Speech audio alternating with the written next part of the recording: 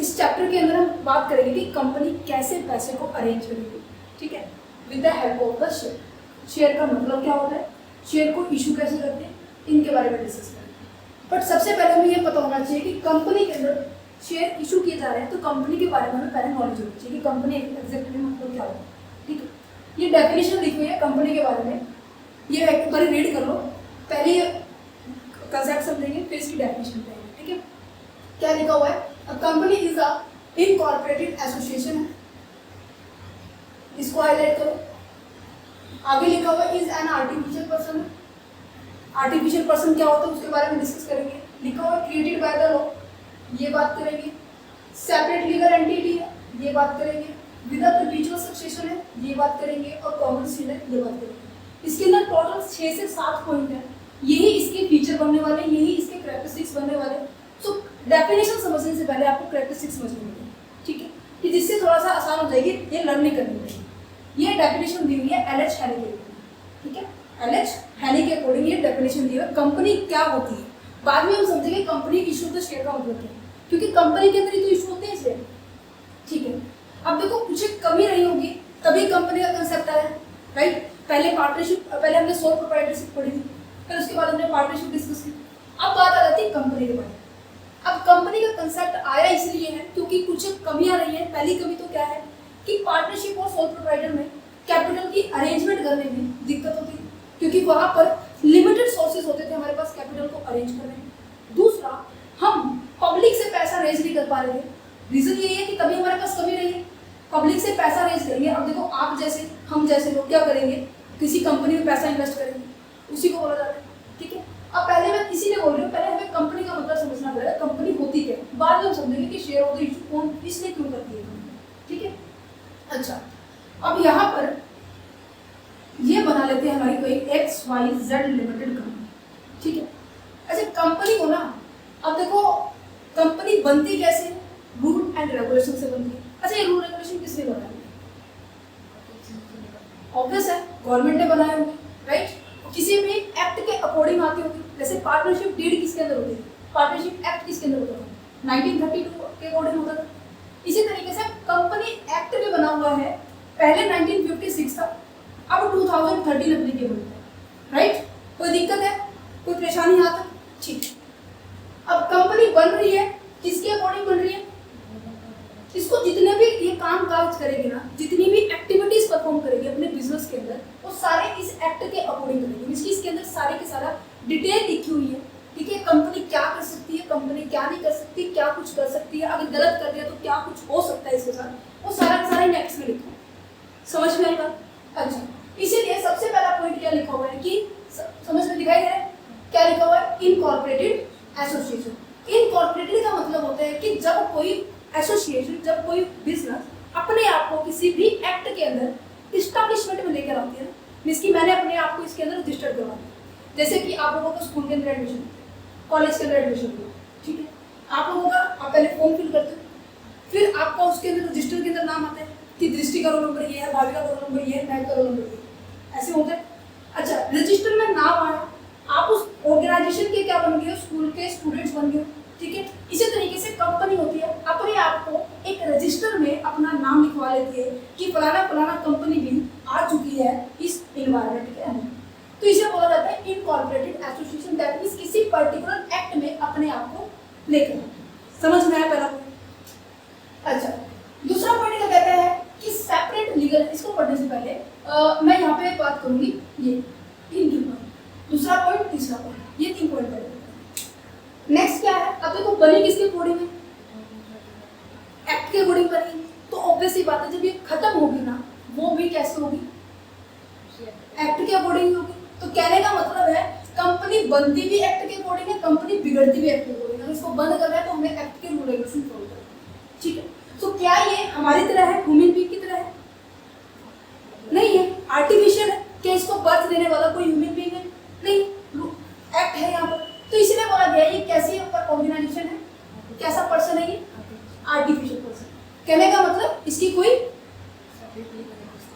क्या कह रहे हो, इसकी कोई क्या नहीं है, पर्सनल आइडेंटिटी नहीं है, इसको क्रिएट किया गया लो के द्वारा। समझ में आया, कोई दिक्कत है बच्चों। आगे बढ़ते हैं, नेक्स्ट आ जाता है कॉमन सेंस। अब जब भी अब आपके एग्जाम हो रहे, सितंबर एग्जाम, ठीक है, अब आपका रिपोर्ट कार्ड बनेगा, आपकी पब्लिक के सामने प्रेजेंट किया जाएगा नहीं। अब वो रिपोर्ट कार्ड होगा, रिपोर्ट कार्ड के नीचे साइन होते हैं प्रिंसिपल के, साइन होते हैं स्कूल की, स्टैम्प लगी होती है कि फलाना स्कूल से आप लोगों ने पास आउट किया। इसी तरीके से कंपनी भी, जब भी कंपनी किसी भी कॉन्ट्रैक्ट में आती है ना, तो उस कॉन्ट्रैक्ट में आने के टाइम क्या किया जाता है, नीचे साइन होते हैं। अब क्या कोई ये जो बिल्डिंग है, कंपनी बिल्डिंग है, क्या ये बिल्डिंग साइन कर पाएगी? नहीं। इसके अंदर जो मेंबर होंगे, जो इसको चला रहे हैं, वो मेंबर इसको, उनकी रिस्पॉन्सिबिलिटी है। अच्छा, जिस भी कॉन्ट्रैक्ट में ये कंपनी एग्री कर रही है, तो ऑब्वियसली बात है ये मेंबर भी, इन मेंबर्स ने एग्री किया हो, और फाइनली इस डॉक्यूमेंट पे क्या करना होगा, उसको साइन करना होगा। अच्छा, ये साइन किसके द्वारा किया जा रहा है, किसके अकॉर्डिंग, मेंबर्स के अकॉर्डिंग हो रहा है, बट नाम किसका है? मींस कि कंपनी को चलाने वाले कौन है? मेंबर्स है, जैसे कि बोर्ड ऑफ डायरेक्टर्स होते हैं, चीफ एग्जीक्यूटिव ऑफिसर्स होते हैं, राइट। और इनको सेलेक्ट कौन करता है? जितने भी मेंबर्स, शेयर होल्डर्स होते हैं। ये हम आगे बढ़ेंगे क्या कुछ है, बट आपको ये पता होना चाहिए कि कंपनी को चलाने वाले क्या होते हैं? मेंबर्स होते हैं। अच्छा, उनके द्वारा किसी भी अगर डॉक्यूमेंट पे स्टैंप लगा दी जाए, वो स्टैंप क्या माना जाता है? कंपनी का सिग्नेचर माना जाता है, कि कंपनी उस काम करने के लिए एग्री है कि हाँ हम कर रहे हैं काम, हम इस कॉन्ट्रैक्ट में इंक्लूड है, राइट। तो हमारे की तरह साइन जो होते हैं ना, उनकी क्या होती है? समझ में आया? कोई दिक्कत है इनके पॉइंट्स के अंदर? चलो फिर आगे बढ़ते हैं। नेक्स्ट आता है कि अच्छा, कंपनी देखो, पार्टनरशिप, सोल प्रोप्राइटर क्या होता था? एक व्यक्ति चला रहा है। पार्टनरशिप क्या हो रहा है? दो व्यक्ति चला रहे, दो से ज्यादा व्यक्ति चला रहे। बट कंपनी के अंदर ना मेंबर जो है बहुत ज्यादा होते हैं।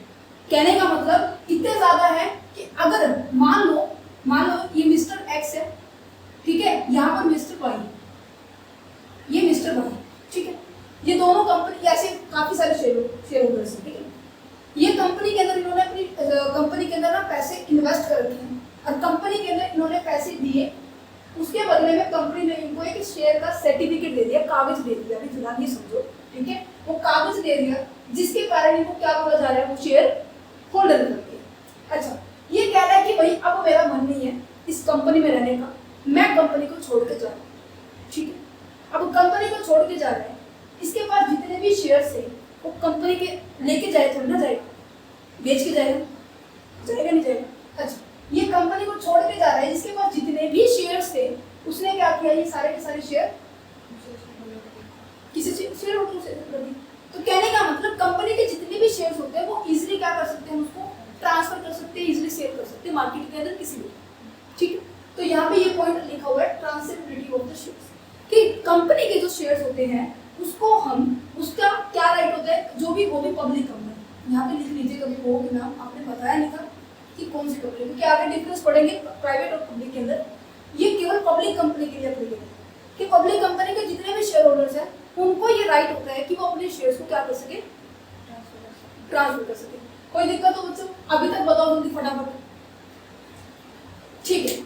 अब यहाँ पर ये पॉइंट आ गया समझ में हम। अच्छा, मैंने कहा ये छोड़ के चला गया, इसकी जगह कोई और आ गया, जेड आ गया, कोई ए आ गया, कोई बी आ गया, कोई सी आ गया, कोई आप आ गए, दृष्टि आ गई, महक आ गई, भाविका आ गई, साजिद आ गया, आर्यन आ गया, सभी हो जाए, ठीक है।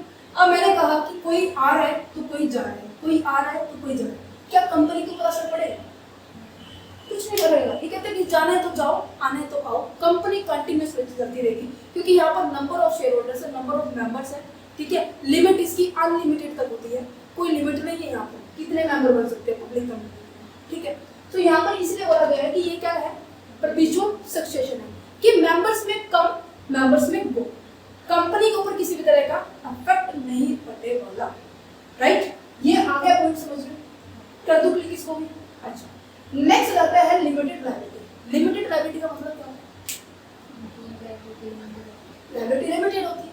लायबिलिटी लिमिटेड का मतलब मैंने पूछा है, ये तो तूने एज इट इज पढ़ के बता दिया। लायबिलिटी की कैपिटल कंट्रीब्यूशन, जितने इन्होंने पैसे इन्वेस्ट शेयर इनके पास है, मान लीजिए इन शेयर्स की वैल्यू फॉर एग्जांपल मान लीजिए 1 लाख रुपए का है, ठीक है। इन्होंने 10 लाख शेयर लिए थे, एक शेयर 10 रुपए का है, ठीक है। तो इन केस कंपनी में अगर लॉस की सिचुएशन आ जाए, कंपनी में इन केस मतलब इंसॉल्वेंट की सिचुएशन पे आ जाए, कंपनी बंद होने की कगार पे आ जाए, तो जो जिनके पास शेयर है ना वो केवल उतनी ही कैपिटल के लिए लायबल होंगे कंपनी को देने के लिए जितना उन्होंने सब्सक्राइब करा, राइट। अगर उन्होंने शेयर्स 1 लाख रुपए के ले रखे हैं तो केवल 1 लाख के ही लायबल होंगे। अगर मान लीजिए उन्होंने टाइम के अकॉर्डिंग इसमें से 60,000 रुपए कंपनी को दे दिए, बकाया कितना रहता है? 40,000 रहता है। अब ये 40,000 क्या है? 40,000 क्या है? इन केस कंपनी इसको देने से पहले ही सिचुएशन ऐसी आ गई है कि कंपनी को ज्यादा पैसे की रिक्वायरमेंट है, तो ये केवल 40,000 देगी। कंपनी को लॉस हुआ है 1 करोड़ रुपए का, वो 1 करोड़ रुपए लायबल नहीं हुए, 40 बचे 40 लोग, आपका मेरा हिसाब लगी। समझ पा रहे? समझ पा रहे? तो यहाँ पे ये पॉइंट आई होप समझ में आया, ठीक है। रेजिंग कैपिटल का मतलब क्या है कि कंपनी कहाँ से कैपिटल रेज कर सकती है? पब्लिक से। अब यहाँ पे हम जैसे लोग ही तो हैं, आप रिलायंस में इन्वेस्ट कर रहे हो, टाटा में इन्वेस्ट कर रहे हो, कहीं पे भी इन्वेस्ट कर सकते हो, राइट। तो जनरल पब्लिक से क्या किया जाता है? पैसे को अरेज किया जाता है, जिसके कारण कंपनी को अपनी जितनी भी इंफॉर्मेशन होती है वो इंफॉर्मेशन कहाँ एक्सप्लेन करनी पड़ेगी? मार्केट के अंदर, राइट। और वो कैसे करेंगे?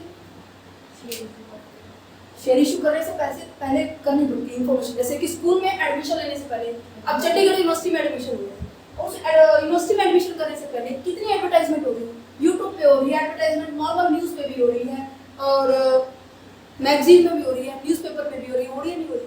इसी तरीके से प्रोस्पेक्टस इशू किया जाता है, जिसके अंदर कंपनी की सारी इंफॉर्मेशन दी जाती है कि कंपनी कैसी चल रही है, कंपनी के अंदर कितने मेंबर्स हैं, कितने हो सकते हैं, कितनी एसेट्स है, कितनी लायबिलिटी है, कितना कमा रही है, अपने शेयर होल्डर को कितना दे रही है। ये सारी की सारी चीजें इसके अंदर एक्सप्लेन की जाती है, ठीक है। जिसको देखकर लोग क्या करेंगे? फिर अपने पैसे इन्वेस्ट करेंगे, जिसकी वजह से कंपनी के अंदर पैसे रेज हो जाएंगे। सो सिंपल, कोई दिक्कत है नहीं है। अच्छा, अब यहाँ पे आ जाती है कि सेपरेट लीगल एंटिटी का मतलब क्या है, बहुत ज्यादा इंपॉर्टेंट है, ठीक है। समझने के लिए समझो इस बात को। अब देखो मैंने यहाँ पर ये कंपनी है, ये इसके शेयर होल्डर्स, या मैं कहूँ कि ये जो मेंबर्स हैं, ठीक है, मेंबर, ठीक है, ये कंपनी में पैसे इन्वेस्ट कर रहे हैं, कंपनी इसके बदले में इनको कुछ दे रही होगी, तभी तो पैसे इन्वेस्ट किए। मैंने कहा कि इन्होंने अपने पैसे इन्वेस्ट किए, मान लीजिए 10 लाख रुपए, ठीक है। अब कंपनी ने इनसे पैसे लिए हैं, तो कंपनी की एसेट्स बढ़ी है, लायबिलिटी बढ़ी है? लायबिलिटी बढ़ी है। अच्छा, लायबिलिटी बढ़ी है तो यहाँ पर इनके कंपनी के पॉइंट ऑफ व्यू से लायबिलिटी बढ़ी है, और शेयर होल्डर के पॉइंट ऑफ व्यू से क्या बढ़ी?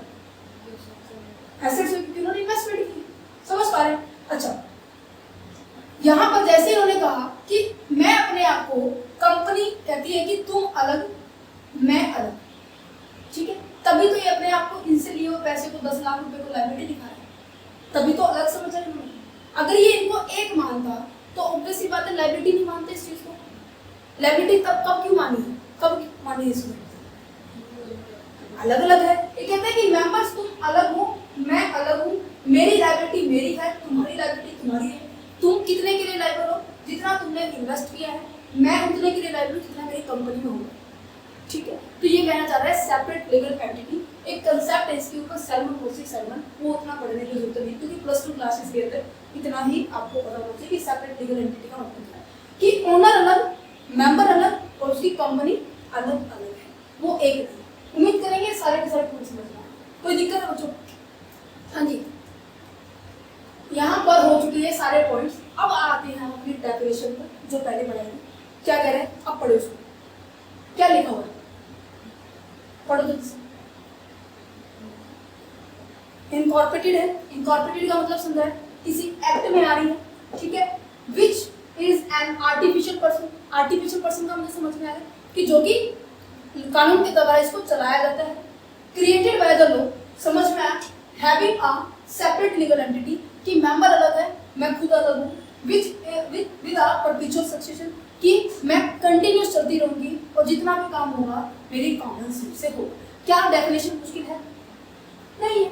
डेफिनेशन इसी हिसाब से बनाई है, इसी हिसाब से वैसे काफी सारी डेफिनेशन दी हुई थी। इस डेफिनेशन को मैंने इसलिए सिलेक्ट किया क्योंकि आपकी कैरेक्टरिस्टिक्स होगी, फीचर्स होगी, इससे मैच होगी। सारे पॉइंट क्लियर?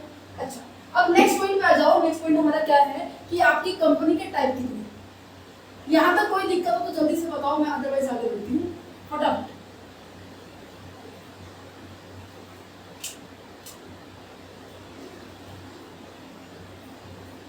आपको कोई दिक्कत है? आपका चलो टाइप ऑफ कंपनी को बढ़ते हैं। टाइप ऑफ कंपनी में क्या दिया हुआ है? सबसे पहले देखो टाइप ऑफ कंपनी को 3 पार्ट्स में डिवाइड किया है मेनली, ठीक है। पहला क्या है? Unlimited company. नेक्स्ट क्या है? लिमिटेड बाय गारंटी है। थर्ड पॉइंट पे क्या है? Company limited by.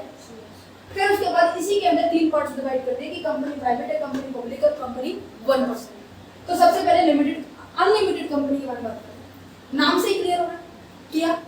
अनलिमिटेड, जिसकी लायबिलिटी अनलिमिटेड है। मींस कि जो यहाँ पे 1 लाख शेयर तक के लायबिलिटी थे ना, वो कहते हैं कि नहीं, कंपनी नुकसान में है, तुम अपने घर का सामान बेच के लेके आओ, चाहे कैसे भी करो, हमारी मदद करो।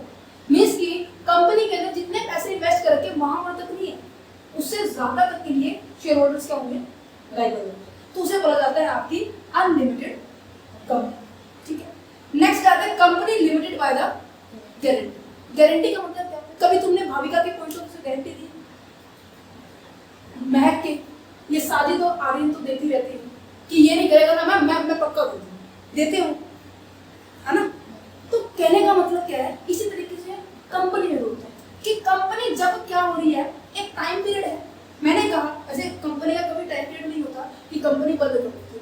पर एग्जांपल के तौर पे लेके चलते हैं, आपने कंसेप्ट पढ़ा होगा क्लास 1 क्लास के अंदर कि company business use going concern कर सकते हैं कि मेरा जो बिजनेस है चलता रहेगा। अभी हमने यहाँ पे भी डिस्कस किया, पर किस हो सकते बिजनेस चलता रहेगा, चाहे मेंबर आ रहे हैं मेंबर जा रहे हैं, कोई फर्क नहीं, राइट। बट फिर भी हम मान के चलते कि जब मेरे बिजनेस क्या है बंद हुआ ना, जब स्टार्टिंग में जब कंपनी के अंदर जो शेयर होल्डर आए थे ना, उन्होंने मेरे को गारंटी दी थी, कंपनी को गारंटी दी थी कि जब कंपनी बंद होगी ना, हम सभी के सभी ना 50-50 हजार रुपए का कॉन्ट्रीब्यूशन करेंगे। कंडीशन क्या है? कंपनी बंद होगी, लिक्विडिटी होगी। तो इसे बोला जाता है कंपनी को लिमिटेड पॉइंट ऑफ व्यू से आपने गारंटी दी कि हम 50-50 हजार रुपए क्या करेंगे? कॉन्ट्रीब्यूट करेंगे। यहाँ पे नंबर ऑफ शेयर में आ सकते हैं, ठीक है। अच्छा, नेक्स्ट आता है कंपनी लिमिटेड बाय द जो ऊपर हमने डिस्कस कि जितने शेयर उन्होंने सब्सक्राइब कर रखे उतने के लिए, ठीक है। अब हम बात कर लेते हैं, हमारा लास्ट टॉपिक है private company, public company and 1%। इनके सेक्शंस याद करने हैं। Section I hope section 2 subsection 68 दिया आपकी बुक के अंदर, राइट। प्राइवेट कंपनी के लिए यही है और पब्लिक कंपनी के लिए सेक्शन 2 सबसेक्शन 71, राइट। पहली बात तो इनके बीच में अपने आप यही डिफरेंस हो गया है कि प्राइवेट कंपनी का सेक्शन क्या है? सेक्शन 2 सबसेक्शन 68 है और सेक्शन 2 सबसेक्शन 71 किसका है? इनके बीच में कंफ्यूजन रहती है, एमसीक्यू में आते हैं क्वेश्चन एक्चुअली में कि इनका सेक्शन बताओ। इसको याद करने का तरीका ये, प्राइवेट कंपनी आगे 2 लग रहा है, 2-8 के बीच में डिफरेंस कितना है? 2 का। आप इसको इस तरीके से याद करें, पहले प्राइवेट को हम डिस्कस कर रहे हैं तो पहले ही है, ठीक है। वैसे ही आप इसका भी बन सकते हैं क्योंकि इसके आगे भी 2 आ रहा है, बट थोड़ा सा लॉजिक थोड़ा सा याद करने का समझो इस चीज को कि प्राइवेट में 2 सेक्शन सबसेक्शन 28 समझ पा रहे हैं। अच्छा, नेक्स्ट आता है आपके पास कि प्राइवेट कंपनी और पब्लिक कंपनी में डिफरेंस क्या है, थ्योरी के पॉइंट ऑफ व्यू से इंपॉर्टेंट। अच्छा, जब भी कोई डिफरेंस आए तो लिखने का तरीका क्या होना चाहिए? पहले क्या है, आपको डेफिनेशन लिखनी है। डेफिनेशन लिखने के बाद आपको थोड़ा सा एक्सप्लेन करना पड़ेगा टाइप ऑफ कंपनी के अंदर आती है, वो भी जो लिमिटेड बाय द शेयर के। फिर इसको स्टार्ट करने से पहले आपको यहाँ पे क्या लिखना है? नेम हो गया और यहाँ पे क्या है? बेसिक जो डिफरेंस इज इट। प्रेजेंटेशन पे ध्यान रखना है क्योंकि एग्जाम में जो नंबर है ना, लिखने से नहीं, थोड़ा सा दिखाने से भी आता है कि हाँ हमें आता है, पढ़ो अब देखो हमने क्या लिखा, ठीक है। अब सबसे पहला पॉइंट क्या आता है? सबसे पहले तो सेक्शन आ गया, ठीक है। दूसरा आप इसकी मीनिंग लिखिए। मीनिंग में क्या होगा कि ऐसी कंपनी, पब्लिक कंपनी कैसी होगी जिसको जो कि गवर्नमेंट के द्वारा चलाई जाती है। प्राइवेट कंपनी कैसी होगी? जो हम और आप जैसे चला सकते हैं, अपनी प्राइवेट कंपनी हो सकती है, राइट। समझ पा रहे हैं? अच्छा, तो यहाँ पे जो सबसे पहला पॉइंट क्या लिखा हुआ है कि ऑनरशिप। ऑनरशिप में क्या लिखा हुआ है? Small group of the people किसमें होते हैं? प्राइवेट में होते हैं। अच्छा, वो कैसे हो सकते हैं? हम फैमिली मेंबर्स भी हो सकते हैं उसमें। आप और मैं, मान लीजिए मेरी पूरी फैमिली एक ही बिजनेस में लगी हो और हमने पूरी बड़ी कंपनी स्टार्टअप कर दी, वो प्राइवेट कंपनी हो सकती है। बट पब्लिक कंपनी में ना फैमिली मेंबर तक नहीं, आप जनरल पब्लिक को भी उसके अंदर इंक्लूड कर सकते हो, जिसके कारण इसके नंबर ऑफ मेंबर क्या होते हैं? मैक्सिमम में कोई लिमिट नहीं होती। बट इसकी लिमिट होती है, क्योंकि हमें पता है छोटे नंबर ऑफ ग्रुप है, छोटे नंबर ऑफ ग्रुप में लिमिट डिसाइड होगा क्या 2 और 200। नजर आ रहा है? कोई दिक्कत है? अच्छा, तो यहाँ पर मिनिमम कितने होते हैं 2, यहाँ पे कितने होते हैं 7। यहाँ पे ऐसे याद कर सकते हो 2 200 का कंसेप्ट, 7 और कोई लिमिट नहीं, क्योंकि लार्ज नंबर ऑफ ग्रुप होते हैं, ठीक है। क्योंकि दूसरी बात यहाँ पे एक याद कर सकते हो, अभी मैंने आपको बताया पब्लिक कंपनी क्या होती है, कैपिटल कहाँ से रेज करती है, पब्लिक से करती है, तो इसीलिए इसके मेंबर में क्या कौन होते हैं, जनरल पब्लिक होती है ना। समझ में आया? देखो जो फीचर बताइए ना उसी के बेस पर डिफरेंशिएट कर सकते हो, कोई अलग से याद करने की जरूरत नहीं आपको, राइट। पहला पॉइंट आ गया समझ में, इसी के साथ दूसरा पॉइंट लिंक किया, क्योंकि ग्रुप छोटा है तो मेंबर भी कम है, तो ये दूसरा पॉइंट है, ठीक है। अच्छा, मैंने अभी आपको बताया सेम इन्हीं पॉइंट पे आएगा वापस घूम फिर कि कैपिटल कहाँ से रेज होती है। तो क्या प्राइवेट कंपनी में जनरल पब्लिक से कोई लिंक है? नहीं लिंक है। और पब्लिक कंपनी में लिंक है, तो यहाँ पे देखो क्या लिखा हुआ, इन्विटेशन ऑफ द पब्लिक कौन करेगा, पब्लिक कंपनी करेगी। क्या प्राइवेट ने बुला रखी है? नहीं। अब देखो पब्लिक को बुला ही नहीं रही, तो क्या इसको प्रोस्पेक्टस को इशू करने की रिक्वायरमेंट है? नहीं है। So simple. यहाँ पे एक पॉइंट और बन सकता है कि इनको प्रोस्पेक्टस इशू करने की रिक्वायरमेंट नहीं होती, बट यहाँ पे क्या होती है, प्रोस्पेक्टस इशू करने की रिक्वायरमेंट होती है, क्योंकि इनको पब्लिक को क्या देनी होती है, क्योंकि पब्लिक इस इंफॉर्मेशन के बेस पे तो इन्वेस्ट करेगी ना कि कंपनी चल कैसे रही है, अभी प्रॉफिटेबल सिचुएशन में है या नहीं है उसका। अब हमने जो पहले जो बुक कंप्लीट की थी उसके लिए हमने फाइनेंशियल स्टेटमेंट बनाई थी, प्रॉफिट एंड लॉस अकाउंट बनाया था, बैलेंस शीट बनाई थी। प्रॉफिट एंड लॉस अकाउंट क्या रिप्रेजेंट कर रहा था, प्रॉफिटेबिलिटी रिप्रेजेंट कर रहा था। बैलेंस शीट क्या रिप्रेजेंट कर रही थी, फाइनेंशियल पोजीशन रिप्रेजेंट कर रही थी कि क्या कंपनी इन फ्यूचर में चल सकती है नहीं चल सकती। Yes you know, simple. अच्छा, इनवाइट कर रही है। अच्छा, next account transfer of share कब होगा, प्राइवेट में नहीं होता, पढ़ा था यहाँ पे मैंने, एप्लीकेशन तभी नहीं कर रहा पब्लिक में, ठीक है। तो ट्रांसफरेबिलिटी का मतलब क्या है कि आप इजीली ट्रांसफर नहीं कर सकते जनरल पब्लिक को, यहाँ पर आप इजीली ट्रांजेक्शन कर सकते हो, किसी भी तरह की रिस्ट्रिक्शंस नहीं है। समझ में आ रहा है, दिखाई दे रहा है प्रॉपर। अच्छा, नेक्स्ट क्या है कि नंबर ऑफ डायरेक्टर, कंपनी को चलाने वाले डायरेक्टर्स होते हैं, ठीक है। और वो डायरेक्टर कौन सेलेक्ट करते हैं, अब आ जाओ ये समझाती हूँ मैं आपको कि जो कंपनी को चलाने वाले व्यक्ति होते हैं, ठीक है। अब देखो इतने सारे मैं कह रही हूँ कि मान लीजिए इस पूरी ई कंपनी अपनी है, ठीक है। अभी मैं फिलहाल मान के चल रही हूँ हमारी इस कंपनी में 500 पर्सन है, ठीक है। क्या 500 डिसीजन लेंगे, कह दो हाँ ले लेंगे, किसी की कुछ राय होगी भाई, किसी की कुछ राय होगी, ऑब्वियस ही बात है, सबका साइकोलॉजिकल फैक्टर, सोचने का तरीका सबका अलग अलग। क्या सारे के सारे से चल सकता है? ऐसे तो डिस्प्यूट से क्रिएट होगा, इवन डिस्प्यूट क्रिएट होगा तो डिसीजन हम ले लेंगे, नहीं लेंगे। अच्छा, अब देखो यहाँ पर मैंने कहा कि मेरा डिसीजन लेने का काम जो है 500 से नहीं चलेगा। हमें जैसे क्लास के अंदर मॉनिटर चुनते हैं ना, कि क्लास का मॉनिटर हेड चुनते हैं, कैसे चुनते हैं बताओ, कैसे सिलेक्ट करते हैं, वोटिंग से। तो ये क्या करेंगे, अपने मान लीजिए 3 मेंबर खड़े हो गए पूरी कंपनी को चलाने के लिए, और उनको बोला बाकी के बचे 497 वाले पर्सन को कि हाँ जी भाई वोट दो, तुम इसको बनाना चाहते हो, साजिद को बनाना चाहते हो, या फिर आप सोमांश को बनाना चाहते हो, ठीक है। ऐसा समझ लो। तो अगर अब मान लीजिए सोमांश को सबने वोट दिए, ठीक है, तो मेन लीडर कौन होगा आपका, सोमांश को। मान लीजिए अब मैंने कहा कि कम से कम 5 व्यक्ति चुने जाएंगे और सेलेक्ट हुए हैं, मतलब उठे हैं आपके, जैसे इलेक्शन होते हैं ना, इतनी सारी पार्टी उठती है पर जीता तो एक ही दो है ना। तो मैंने कहा 10 व्यक्ति उठे, 10 में से मेरे को 5 सेलेक्ट करने हैं, जो कि आपकी पूरी कंपनी को समझती है। तो यहाँ पर 5 सेलेक्ट हो जाएंगे। सेलेक्ट करने वाले कौन होते हैं, शेयर होल्डर्स होते हैं। फिर कंपनी को पूरी को चलाएंगे कौन, डायरेक्टर होते हैं। तो इसका मतलब डायरेक्टर का मतलब क्या है, जो कंपनी को डायरेक्शन देंगे कि हाँ तुम कंपनी ऐसे चलेगी, कंपनी में ये पॉलिसी अप्लाई होनी चाहिए, कंपनी में ये कमी है तो ये इम्प्लीमेंट होना चाहिए। कोई दिक्कत है नहीं है। तो यहाँ पर कितने मेंबर होंगे, ठीक है। देखो मैं इतना एक्सप्लेन इसलिए कर रही हूँ क्योंकि आपको इन शब्दों के बारे में थोड़ा ज्ञान होना चाहिए कि जो लिखा हुआ ज्यादा तुम कर लोगे, क्योंकि ये आपको पता है बीकॉम क्लास के अंदर भी, एमकॉम क्लास के अंदर भी बहुत लंबे टाइम तक चलेगी। ये अभी तक चेंज नहीं हुआ कोई भी scenario, same as it is है। बट वही बात है, अभी आप नंबर लेने के लिए पढ़ लोगे, मुझे होनी चाहिए, आपको समझ में आना चाहिए कि डायरेक्टर का मतलब क्या है, ट्रांसफर ऑफ द शेयर का मतलब क्या है, आपका ये ओनरशिप किसमें किसकी क्या होती है। अब अच्छे से समझ में आ गया, कोई दिक्कत हो फिर भी पूछ लो, ठीक है। इसमें 2 होने चाहिए और इसमें, ठीक है। अच्छा, नेक्स्ट क्या लिखा हुआ है, use of word limited. Means कि आपने कभी आप जब घर जाते हो, ठीक है, इवन आप आपने कोई भी कंपनी देखी हो तो उसके पीछे ना अपने नाम के ऊपर पीछे लिखा होता है कि श्री गणेश प्राइवेट।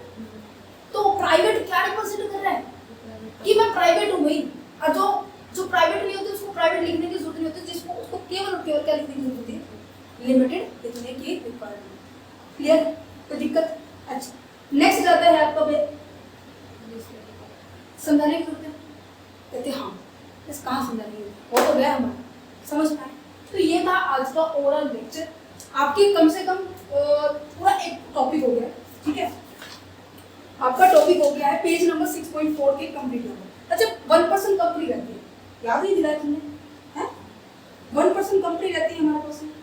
1% कंपनी में ना आपको ये 2-3 लिमिट याद रखनी होगी, ठीक है। 1% कंपनी पहली बात तो सेक्शन 2 सबसेक्शन 62 में आते हैं, ठीक है। सेक्शन 2 सबसेक्शन 62 में आते हैं।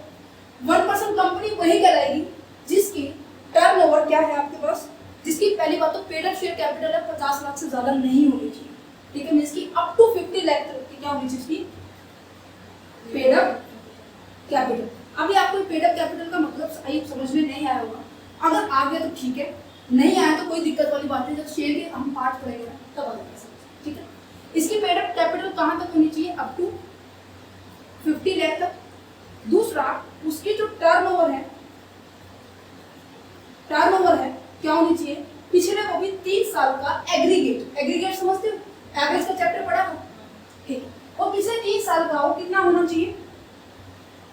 चाहिए, 2 करोड़ रुपए तक का, अप टू 2 करोड़। अगर इनसे बढ़ गई 50 लाख से ये बढ़ गया, 2 करोड़ से ये बढ़ गया, तो उसको कंपलसरी है कि अपने आप को 1% से किसमें कन्वर्ट करेगा, पब्लिक या फिर किसी, समझ में आ गया। इसमें बस ये बात ध्यान रखनी है कि पहली बात तो सेक्शन 2 सबसेक्शन 62 में आता है। दूसरी बात क्या है, इसकी जो शेयर कैपिटल है, पेड अप शेयर कैपिटल है वो 50 लाख, और तीसरी बात कि इसकी टर्नओवर कहां तक रहनी चाहिए, 2 करोड़। अगर इसने ये दोनों लिमिट को क्रॉस किया उसको जरूरी रहेगा कि अपने आप के अंदर अमेंडमेंट करे, अपने आप के अंदर चेंज करे कि वो प्राइवेट या पब्लिक में कर ले, ठीक है। कोई दिक्कत